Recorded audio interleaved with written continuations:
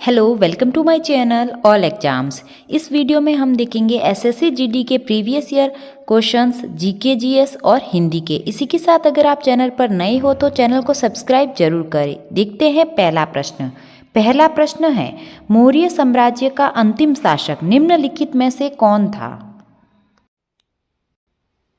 मौर्य साम्राज्य का अंतिम शासक था भद्र। थर्ड ऑप्शन हमारा करेक्ट आंसर हो जाएगा।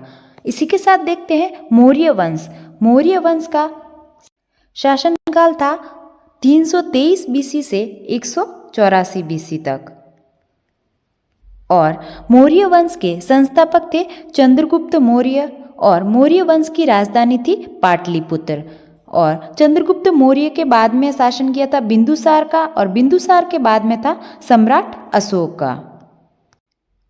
सम्राट अशोक का शासनकाल था 269 बीसी से 232 ईस्वी तक। तो ये सभी पॉइंट भी आप ध्यान में रख सकते हैं। अगला प्रश्न देखते हैं। द्वितीय एंग्लो बर्मी युद्ध किस वर्ष लड़ा गया था? द्वितीय एंग्लो बर्मी युद्ध लड़ा गया था 1852 ईस्वी में। फोर्थ ऑप्शन हमारा करेक्ट हो जाएगा। अगला प्रश्न है, सरकार के व्यय के वर्गीकरण के संबंध में निम्नलिखित में से कौन सा कथन सही है? कथन एक है, राजस्व व्यय केंद्र सरकार की भौतिक या वित्तीय संपत्तियों के निर्माण के अलावा अन्य उद्देश्यों के लिए किया गया व्यय है। कथन दो दे रखा है, पूंजीगत व्यय के परिणाम स्वरूप भौतिक या वित्तीय परिसंपत्तियों का निर्माण होता है या वित्तीय देनदारियों में कमी आती है। तो इसका करेक्ट आंसर हो जाएगा फर्स्ट कथन और सेकंड कथन दोनों ही करेक्ट हैं। फर्स्ट ऑप्शन हमारा करेक्ट हो जाएगा, फर्स्ट एंड सेकंड दोनों। अगला प्रश्न देखते हैं, भारतीय खिलाड़ी शेफाली वर्मा निम्नलिखित में से कौन सा खेल खेलती है? शेफाली वर्मा का संबंध हो जाएगा क्रिकेट खेल से। सेकंड ऑप्शन हमारा करेक्ट आंसर हो जाएगा क्रिकेट। अगला प्रश्न है, निम्नलिखित में से कौन सा नृत्य कर्नाटक में कुर्बा पुरुषों द्वारा किया जाता है? कर्नाटक में कुर्बा पुरुषों के द्वारा किया जाता है डोलू कुनिता। फोर्थ ऑप्शन हमारा करेक्ट आंसर हो जाएगा डोलू कुनिता। इसी के साथ देखते हैं कर्नाटक के अन्य नृत्य, यक्षगान, करगा, वीरगा से, बोलाक, सुगी कुनिता, इन सब का संबंध हो जाएगा कर्नाटक राज्य से। फुगड़ी, देखनी, सिग्मो, इन सब का संबंध हो जाएगा गोवा राज्य से। तरंग मेल और बगरुम्बा ये होता है तेलंगाना राज्य में, बोनालू और बगरुम्बा। छऊ नृत्य का संबंध हो जाएगा 3 राज्यों से, झारखंड, उड़ीसा और पश्चिम बंगाल। तो ये सभी पॉइंट भी आप ध्यान में रख सकते हैं। अगला प्रश्न है, 2011 की जनगणना के अनुसार निम्नलिखित में से किस राज्य की जनसंख्या वृद्धि सबसे अधिक है? बिहार, मेघालय, मध्य प्रदेश, उत्तर प्रदेश। तो इसका करेक्ट आंसर हो जाएगा मेघालय राज्य की। 2011 की जनगणना के अनुसार जनसंख्या वृद्धि में सबसे अधिक था मेघालय राज्य की। सेकेंड ऑप्शन हमारा करेक्ट हो जाएगा। अगला प्रश्न है, द्रव बहते हैं और आकृति बदलते हैं, वे दृढ़ नहीं होते हैं और इसलिए उन्हें क्या भी कहा जाता है? इसलिए उन्हें तरल कहा जाता है। सेकेंड ऑप्शन हमारा करेक्ट आंसर हो जाएगा, द्रव है जो कि तरल अवस्था में रहते हैं। अगला प्रश्न है, भारतीय संविधान के निम्नलिखित में से किस अनुच्छेद में सर्वोच्च न्यायालय को अभिलेख न्यायालय के रूप में वर्णित किया गया है? सर्वोच्च न्यायालय को अभिलेख न्यायालय के रूप में वर्णित किया गया है आर्टिकल 129 में। थर्ड ऑप्शन हमारा करेक्ट हो जाएगा अनुच्छेद 129। इसी के साथ आप ध्यान में रख सकते हैं अनुच्छेद 123। अनुच्छेद 123 का संबंध हो जाएगा राष्ट्रपति का अध्यादेश। अगला प्रश्न है, निम्नलिखित में से किस देश ने सुल्तान ऑफ जौहर कप 2023 की मेजबानी की थी? सुल्तान ऑफ जौहर कप 2023 की मेजबानी की थी मलेशिया ने। फर्स्ट ऑप्शन हमारा करेक्ट आंसर हो जाएगा मलेशिया। अगला प्रश्न है, तीव्र आर्थिक विकास के कारण निम्नलिखित में से किस वर्ष से भारत की अत्यधिक गरीबी में कमी आने लगी? तो इसका करेक्ट आंसर हो जाएगा 1991 से। थर्ड ऑप्शन हमारा करेक्ट हो जाएगा। अगला प्रश्न है, भारत में 2010 राष्ट्रमंडल खेल कहाँ आयोजित किए गए थे? भारत में 2010 राष्ट्रमंडल खेल हैं जो कि नई दिल्ली में आयोजित किए गए थे। सेकेंड ऑप्शन हमारा करेक्ट हो जाएगा नई दिल्ली। अगला प्रश्न है, किस भारतीय नृत्य कलाकार ने स्ट्रिंग कठपुतली के लिए 2018 में संगीत नाटक अकादमी पुरस्कार जीता? तो इसका करेक्ट आंसर हो जाएगा फर्स्ट ऑप्शन अनुपमा हॉस्केरी। फर्स्ट ऑप्शन इसका करेक्ट हो जाएगा। अगला प्रश्न है कि अवधारणा तत्कालीन सोवियत समाजवादी गणराज्य संघ यूएसएसआर के संविधान से ली गई। यूएसएसआर संविधान से लिए गए थे मौलिक कर्तव्य। थर्ड ऑप्शन हमारा करेक्ट आंसर हो जाएगा मौलिक कर्तव्य। मौलिक अधिकार को लिया गया था अमेरिका के संविधान से और प्रस्तावना को भी अमेरिका के संविधान से। अगला प्रश्न है रण उत्सव कि अद्भुत क्षेत्र की प्राकृतिक सुंदरता और अन्य प्रसिद्ध पर्यटन स्थलों को बढ़ावा देता है। सर्दियों के मौसम में पूर्णिमा की रात के दौरान सफ़ेद रेत का रेगिस्तान और भी मनमोहक लगता है। तो इसका करेक्ट आंसर हो जाएगा रण उत्सव कच्छ के अद्भुत क्षेत्र में होता है, जो कि फर्स्ट ऑप्शन हमारा करेक्ट हो जाएगा। अगला प्रश्न है भारत के 50वें मुख्य न्यायाधीश के रूप में किसने शपथ ली थी। 50वें मुख्य न्यायाधीश थे डी.वाई. चंद्रचूड़। थर्ड ऑप्शन हमारा करेक्ट हो जाएगा डी.वाई. चंद्रचूड़। अगला प्रश्न है निम्नलिखित में से कौन ताल वाद्य यंत्र तबला बजाने के लिए प्रसिद्ध है। ताल वाद्य यंत्र तबला बजाने के लिए प्रसिद्ध हो जाएंगे अल्लाह रक्का। थर्ड ऑप्शन हमारा करेक्ट हो जाएगा अल्लाह रक्का। इसी के साथ आप देख सकते हैं तबला के अन्य प्रमुख वादक जाकिर हुसैन, जिन्हें पद्म विभूषण से सम्मानित किया गया था 2023 में, और किशन महाराज, पंडित जसराज, लतीफ खान, इन सबका संबंध हो जाएगा तबला से। इसी के साथ देखते हैं बिस्मिल्लाह खान। बिस्मिल्लाह खान का संबंध हो जाएगा शहनाई से, जिन्हें 2001 में भारत रत्न से सम्मानित किया गया था। तो ये पॉइंट भी आप ध्यान में रख सकते हैं।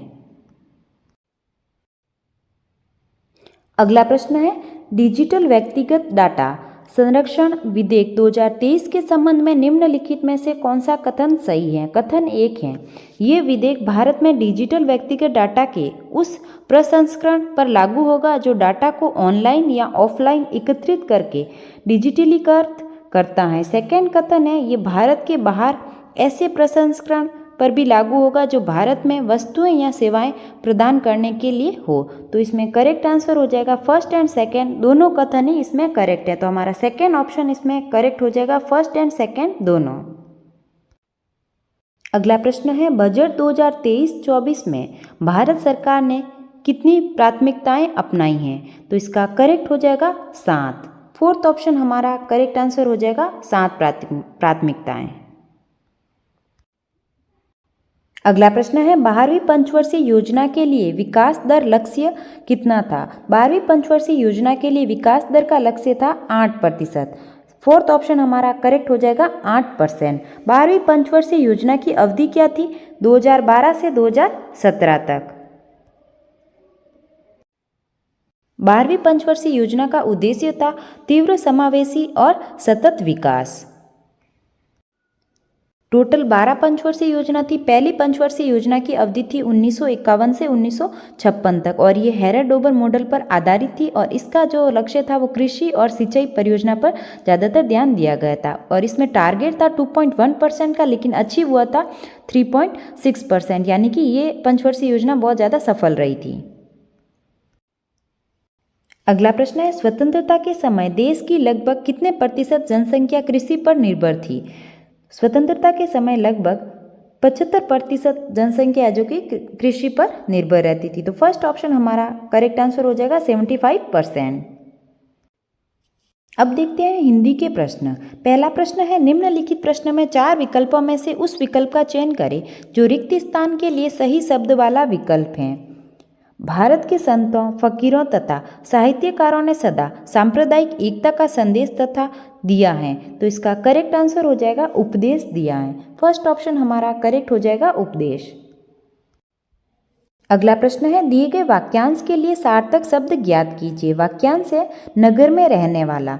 नगर में रहने वाला नागरिक। तो फर्स्ट ऑप्शन हमारा करेक्ट हो जाएगा नागरिक। अगला प्रश्न है निम्नलिखित प्रश्न में 4 विकल्पों में से उस विकल्प का चयन करें जो दिए गए मुहावरे का उचित अर्थ वाला है। मुहावरा है तिनके का सहारा। इसका सही अर्थ हो जाएगा थोड़ी सी मदद। फोर्थ ऑप्शन हमारा करेक्ट हो जाएगा तिनके का सहारा थोड़ी सी मदद। फोर्थ ऑप्शन इसका करेक्ट आंसर हो जाएगा। अगला प्रश्न है दिए गए वाक्य का वह भाग ज्ञात कीजिए जिसमें कोई त्रुटि है। वाक्य दे रखा है एक गाय, 2 घोड़े और 1 बकरी मैदान में हरी घास पर चर रहे हैं। तो इसका त्रुटि हो जाएगी इसमें घास पर चर रहे हैं, जो कि दे रखा है हमें थर्ड ऑप्शन में। अगला प्रश्न देखते हैं, निम्नलिखित प्रश्न में 4 विकल्पों में से उस विकल्प का चयन करें जो रिक्त स्थान के लिए सही स्त्रीलिंग वाला विकल्प है। वाक्य है, मैंने हाल ही में जो कहानी पढ़ी है उसकी रिक्त स्थान बहुत ही अच्छी है। तो इसमें स्त्रीलिंग शब्द हो जाएगा लेखिका। सेकेंड ऑप्शन हमारा करेक्ट आंसर हो जाएगा। अगला प्रश्न है, दिए गए वाक्य में रेखांकित शब्द के लिए सही वर्तनी ज्ञात कीजिए। अध्यापक को ये पाठ लिखित में चाहिए। तो यहाँ पर अध्यापक को ये पाठ लिखित में चाहिए। फर्स्ट ऑप्शन हमारा करेक्ट हो जाएगा, सही वर्तनी है लिखित। अगला प्रश्न है, निम्नलिखित प्रश्न में 4 विकल्पों में से उस विकल्प का चयन करें जो कोष्टक में दिए गए शब्द का तत्सम रूप का सही विकल्प है। कल से ही मेरे कान खाली जगह में तेज दर्द हो रहा है। तो कान का हमें तत्सम रूप बताना है। कान का तत्सम रूप हो जाएगा कर्ण। थर्ड ऑप्शन हमारा करेक्ट हो जाएगा। अगला प्रश्न है, निम्नलिखित प्रश्न में 4 विकल्पों में से उस विकल्प का चयन करें जो कोष्टक में दिए गए शब्द का पर्यायवाची शब्द का सही विकल्प है। मेरे परिवार में बहुत से पराक्रमी लोग रहते हैं। तो इसका पर्यायवाची हो जाएगा पराक्रमी का ओजस्वी। सेकेंड ऑप्शन हमारा करेक्ट हो जाएगा। अगला प्रश्न है, निम्नलिखित प्रश्न में 4 विकल्पों में से उस विकल्प का चयन करें जो कोष्टक में दिए गए शब्द का पर्यायवाची शब्द का सही विकल्प है। मेरी माताजी का चेहरा बहुत ही सुंदर है। तो चेहरे का हमें पर्यायवाची शब्द बताना है। चेहरे का पर्यायवाची शब्द हो जाएगा आनंद। फर्स्ट ऑप्शन हमारा करेक्ट हो जाएगा आनंद। अगला प्रश्न है, दिए गए वाक्य में रेखांकित शब्द का विलोम शब्द ज्ञात कीजिए। वाक्य है, कमल एक होशियार व्यक्ति हैं। तो रेखांकित शब्द होशियार का हमें विलोम शब्द बताना है। होशियार का विलोम शब्द हो जाएगा बुद्धिहीन। फर्स्ट ऑप्शन हमारा करेक्ट हो जाएगा बुद्धिहीन। अगला प्रश्न है, निम्नलिखित प्रश्न में 4 विकल्पों में से उस विकल्प का चयन करें जो दी गई लोकोक्ति का सही अर्थ वाला विकल्प है। बासी बच्चे न कुत्ता खाए। तो इस लोकोक्ति का सही अर्थ हो जाएगा जरूरत के अनुसार ही सामान बनाना। सेकेंड ऑप्शन हमारा करेक्ट हो जाएगा। अगला प्रश्न है, दिए गए विकल्पों में से शुद्ध वर्तनी वाला विकल्प चयन करें। तो हमें शुद्ध वर्तनी वाला विकल्प है जो कि चयन करना है। कौन सा वाक्य है जो कि शुद्ध है। तो हमारा फोर्थ ऑप्शन इसमें करेक्ट हो जाएगा, प्रकृति स्वभाव से प्राणियों को सहचरी रही है। इसमें सभी सही से लिखे हुए हैं। अगला प्रश्न है, दिए गए वाक्य में रेखांकित शब्दों के लिए सही शब्दों वाले विकल्प का चयन करें। खबर सुनकर मैं विस्मय हो गया। तो यहाँ पर करेक्ट हो जाएगा, खबर सुनकर मैं विस्मित हो गया। सेकेंड ऑप्शन हमारा करेक्ट हो जाएगा। अगला प्रश्न है, दिए गए वाक्य में रेखांकित शब्द का तद्भव शब्द ज्ञात कीजिए। उल्लूक रात को ही जागता है। तो उल्लू का तद्भव शब्द हो जाएगा उल्लू। थर्ड ऑप्शन हमारा करेक्ट हो जाएगा उल्लू। अगला प्रश्न है, दिए गए वाक्य में रेखांकित शब्द का विलोम शब्द ज्ञात कीजिए। सोहन कायर की तरह भाग रहा है। तो यहाँ पर कायर का हमें विलोम शब्द बताना है। कायर का विलोम शब्द हो जाएगा वीर। थर्ड ऑप्शन हमारा करेक्ट हो जाएगा वीर। ये थे जीके और हिंदी के प्रीवियस ईयर क्वेश्चन जो कि एसएससी जीडी के पेपर में पूछे गए थे। अगर आपको वीडियो अच्छा लगा हो तो लाइक करें और चैनल को सब्सक्राइब करें। Thank you.